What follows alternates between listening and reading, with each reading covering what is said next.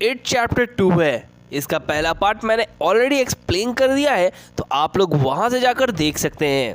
Finally इस movie ने भी काफ़ी अच्छी कमाई की है और ये मूवी 2019 में आई थी। सारे बच्चे एक बार फिर से वापस लौटते हैं 27 साल बाद इसको ख़त्म करने के लिए। पेनीवाइज 27 साल बाद वापस जग चुका है, तो अब इस स्टोरी में क्या होने वाला है वो देखने में आपको बहुत मज़ा आएगा। तो उसके पहले लेट्स रोल द इंट्रो।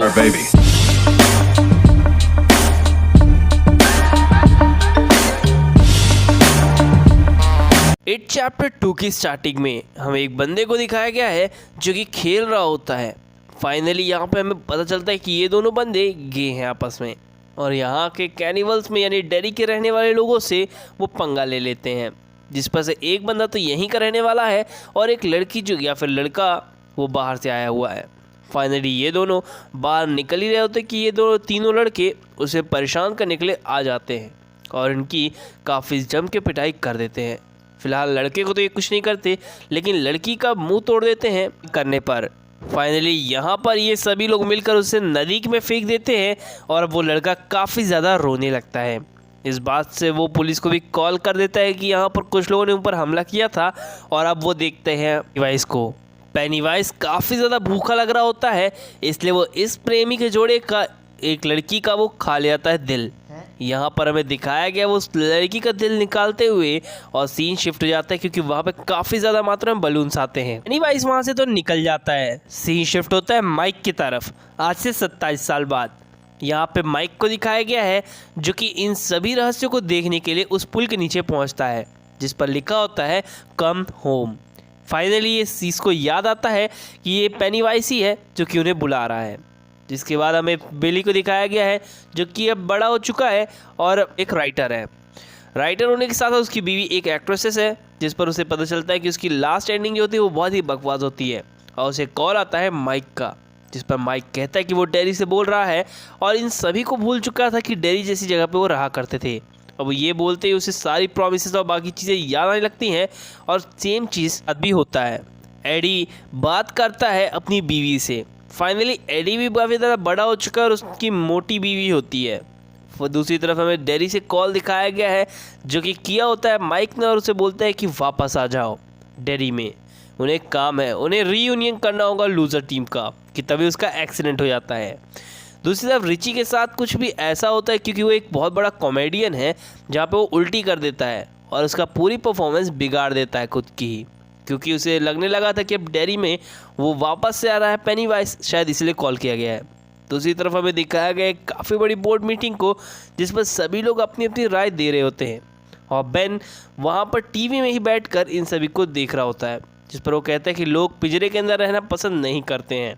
कि तभी उसे कॉल आता है माइक का, और वो माइक से बात करता है और उसे पता चलता है कि उसे डेरी वापस आना होगा। दूसरी तरफ स्टैनली को दिखाया गया है जो कि काफ़ी अच्छी तरीके से एक प्रोजेक्ट टाइप चीज़ें बना रहा होता है। तभी उसे कॉल आता है और वो कॉल होता है माइक का ही, जिससे वो बताता है स्टैनली तुम मुझे हिसाब से समझ रहे होगे मैं तुम्हें क्यों बुला रहा हूँ, जिस वजह से वो बहुत ज़्यादा डर जाता है और बाथ टब में जाकर सोचने लगता है उस प्रॉमिस के बारे में जो कि बिली और बाकी सभी लोगों ने किया था 27 साल बाद, और इस चीज़ को सोचते ही वो आत्महत्या कर लेता है उस बाथ टब में। दूसरी तरफ बीवरली को दिखाया गया है जिसके मुंह पर कुछ खून की बूंदें गिरती हैं, और इस बात से वो जग जाती है कि उसके फ़ोन में कॉल आया होता है माइक का, और वो माइक से बात करती है और उसे सब कुछ याद आने लगता है धीरे धीरे करके।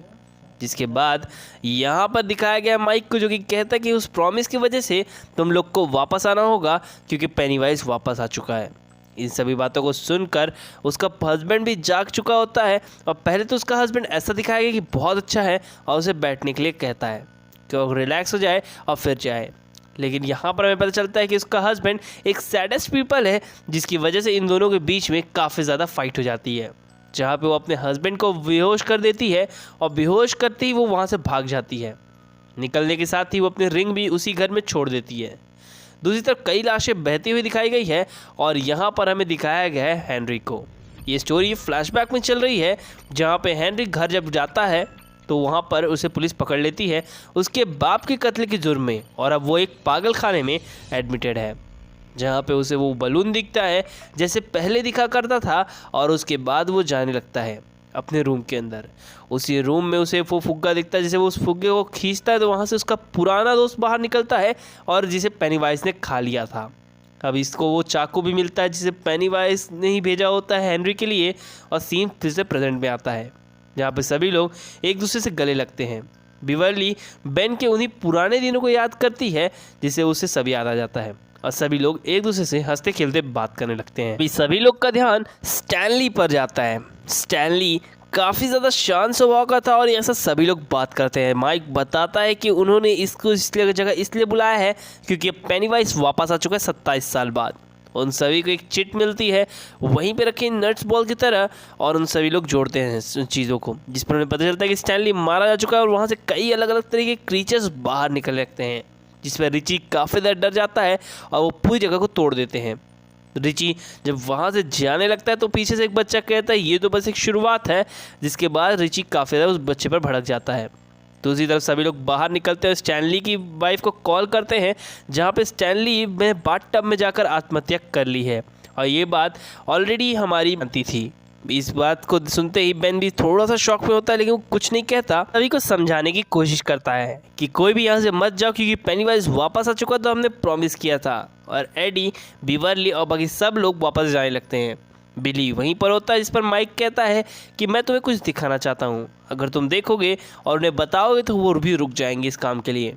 सीन शिफ्ट होता है और हमें एक प्ले को दिखाया गया है, यानी कि बेसबॉल प्लेयर्स को, जो यहाँ पे एक छोटी बच्ची अपने मॉम से कहती है कि हम लोग यहाँ से कब जाएंगे। जिसके बाद वो एक जुगनू का पीछा करते हुए एक अंधेरी वाली जगह पहुँचती है जहाँ पे पेनीवाइज उसे मिलता है। पेनीवाइज पहले तो कुछ नहीं करता लेकिन बाद में उस लड़की को सीड्यूस करने की कोशिश करता है जिससे वो पजेस्ड मोड में आ जाए, और ऐसा ही होता है और वो उसके दिमाग को हटाने के चक्कर में उसे खा जाता है। दूसरी तरफ हमें दिखाया गया पागल खाने की सिक्योरिटी गार्ड्स को, जो कि देखते हैं कि एक बंदे की लाश आ रही है उनकी तरफ और वहाँ पर कोई और नहीं हमारा हेनरी होता है जिसने वहाँ के एक गार्ड को ख़त्म कर दिया होता है। जिसके बाद उसका दोस्त ड्राइव करता है कार को और वहाँ से वो लोग निकल जाते हैं तो वो सभी लोग बदला ले सकें।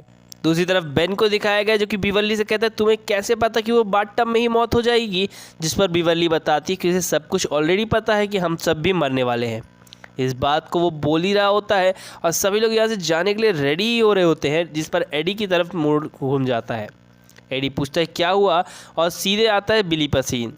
बिली कहता है कि ओह तो तुम अब एक लाइब्रेरियन बन चुके हो, जिस पर वो कहता है हाँ मैं एक लाइब्रेरियन बन चुका हूँ, मैंने मीट बेचने का काम छोड़ दिया। बाद उसे एक वो छोटा सा बॉक्स दिखाता है और पानी पीने के लिए कहता है, और जिसके बाद वो बताता है कि वो एक पवित्र जगह पर गया था और उसे पेनीवाइज से काफ़ी लोग मैंने पहले भी फाइट कर चुके हैं। जिसके बाद वो बताता है कि उसने एक आते हुए मेट्रॉइड को देखा था जिससे वो पेनीवाइज निकला था।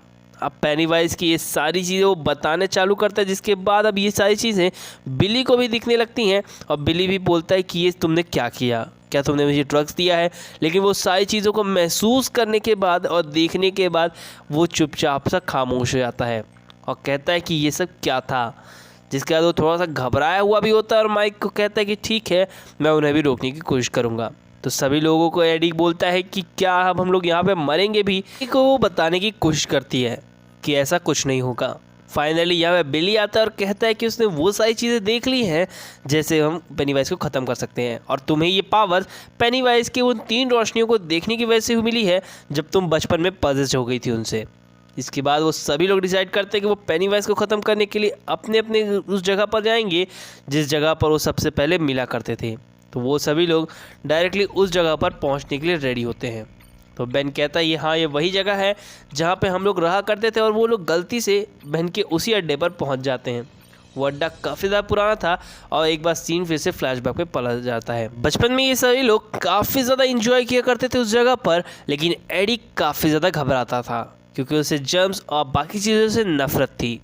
जिसके बाद यहाँ पर हमें दिखाया गया उन सभी लोगों को जो कि कभी उस जगह पर आया करते थे और वो सभी चीज़ें किया करते थे जहाँ पर पेनीवाइज अभी भी इनके फाइट करने के लिए आएगा। तो ये सभी लोग को वो फ्लैशबैक दिखाया गया जहाँ पर ये लोग उस सभी चीज़ों की साफ़ सफाई करते हैं और एक बार फिर से ये लोग तय करते हैं कि इन्हें अपनी पुरानी चीज़ों को ढूंढना होगा, यानी जो 27 साल पहले कभी हुआ करती थी। जिसके बाद यहाँ पे एडी कहता है कि नहीं, हम लोग अगर अलग अलग गए तो पेनीवाइज हमें हरा देगा और हमें ख़त्म कर देगा। जिस पर वो कहता है नहीं, ऐसा नहीं होगा, जब हमारी फ़ाइट हुई थी तो फाइट के दौरान भी हम लोग सब लोग अलग अलग हो गए थे और कुछ वक्त के लिए हम लोग अकेले ही रहा करते थे। उस वक्त पेनीवाइज को हमने देखा था। फाइनली ठीक वैसा ही हमें अलग अलग होकर अपने अपने सामानों को ढूंढना होगा, जिस पर बिवरली पहले जाती है अपने उसी अपार्टमेंट में जिसमें वो अपने फादर के साथ रहा करती थी।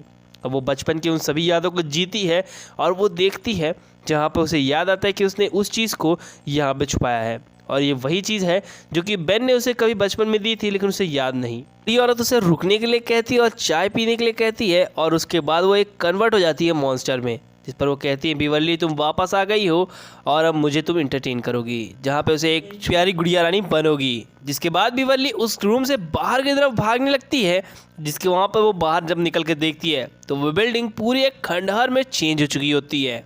दूसरी तरफ हमें दिखाया गया रिची को, जो कि अपने उसी गेम प्ले स्टेशन पे जाता है जब वो उस जगह पर खेला करता था, और उसे वही टोकन कॉइन मिलता है जो कि हेनरी के भाई ने दिया था। बचपन में एक फ्लैशबैक में जाती है स्टोरी, जहाँ पर हेनरी के छोटे भाई को दिखाया गया है, और हेनरी वहाँ पर आकर रिची को काफ़ी ज़्यादा डांटता है और उसे गे के नाम से बुलाता है। इस बात से रिची काफ़ी ज़्यादा दुखी होता है और बाहर जाता है, जहाँ पर लगा एक बड़ा सा मूर्ति उसे काफ़ी ज़्यादा हॉन्ट करने लगता है और उसे मारने लगता है, जहाँ पे वो अपने डर को ओवर पावर कर अब वहाँ पे स्टोरी एक बार प्रेजेंट में आती है। बाकी सारी चीज़ें उसे नॉर्मल सी लगने लगती हैं कि तभी वहाँ पे एक ज़ॉम्बी टाइप बंदा आता है और कहता है कि कैनिबल लास्ट का आखिरी दिन आज है। जिसके बाद वहाँ पे पेनीवाइज आता है और सीन शिफ्ट हो जाता है बिली के ऊपर। बिली को दिखाया गया जहाँ पे वो अपनी पुरानी साइकिल को देखकर काफ़ी ज़्यादा खुश होता है और वो उससे साइकिल को खरीद लेता है दुकानदार से। जब वो जाने लगता है उस जगह से, उस रास्ते से, तब उसे अपना पुराना घर दिखता है जिसके अंदर अभी कोई दूसरा बच्चा या फिर कहूँ दूसरी फैमिली रह रही होती है। जब वो ये सारी चीज़ें देखता है तो उसे अपना भाई याद आता है, यानी कि जॉर्जी, जो कि कभी उसके साथ उस जगह से निकला हुआ करता है। फाइनली वो उस गड्ढे के पास आता है जहाँ पे वो काफ़ी ज़ोर से चिल्लाता है और एक बार फिर से प्रेजेंट में भी वो ठीक वैसा ही करता है, जहाँ से उसे जॉर्जी का हाथ दिखता है और वो जहाज़ भी दिखता है, यानी कि ये 27 साल से वो जहाज़ उस जगह पे पड़ा था। सारे हाथ उसे पकड़ के खींचने लगते हैं, लेकिन वो कैसे भी करके उस जहाज़ को खींच लेता है।